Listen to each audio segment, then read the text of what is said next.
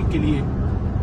تو سب جب ہم بیٹھ گئے تو تھوڑی دیر بعد دروازہ کھلا اور دروازے سے خان صاحب وہیل چیئر پہ ان کو بٹھا کے لایا گیا. انہوں نے مریض کے وہ بلو کلر کے کپڑے پہنے ہوئے تھے اور یہ پیر پہ ان کے پلسٹر تھا، یہ ادھر پورا، اور یہ لیفٹ پہ بھی تھا لیکن رائٹ پہ ادھر زیادہ تھا، اور ٹانگ ان کی اس طرح سے تھی. اور جب وہ انٹر ہوئے ہیں تو ان کے چہرے پہ ہلکی سی مسکراہٹ تھی لیکن تکلیف کے آثار بھی تھے، کیونکہ 4 گولیاں کھا کے یہ آدمی میں ہمت ہے کہ وہ جو ہے قوم کو سلام اس نے کیا، حوصلہ بڑھایا کنٹینر سے نکلتے ہوئے. مت بھولیں کہ اس کا خون بہ رہا تھا، 4 گولیاں کھا چکا تھا اور ساتھ ہی اس کے زخمی تھے.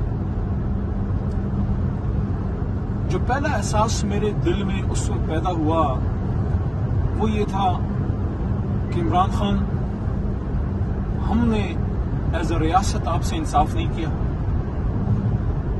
Imran Khan, you did not deserve to be shot. آپ اس قابل نہیں تھے کہ آپ کو گولی ماری جائے.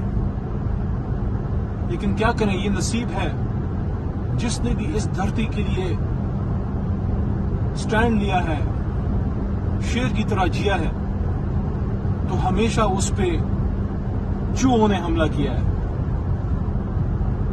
ہمیشہ اس پہ ان لوگوں نے حملہ کیا ہے جو اس ملک کے کسی غیرت مند آدمی کو، لیڈر کو نہیں برداشت کر سکتے. لیاقت علی خان شہید، ہمیں یہ اعزاز حاصل ہے کہ تحریک پاکستان میں لیاقت علی خان صاحب ہمارے گھر میں انہوں نے میرے دادا پیر محمد صاحب کے ساتھ اسٹے کیا. پیر محمد خان میرے دادا مرحوم آل انڈیا مسلم لیگر سردار عبدالرب نشتر اور لیاقت علی خان شہید ہمارے گھر ہاتھیان میں ہمارے ڈیرے پہ رہے تحریک پاکستان میں. میرے دادا نے پھر تحریک پاکستان میں جیل بھی کاٹی، ڈیرہ اسماعیل خان جیل میں پھر انہوں نے کچھ دن گزارے تحریک پاکستان میں.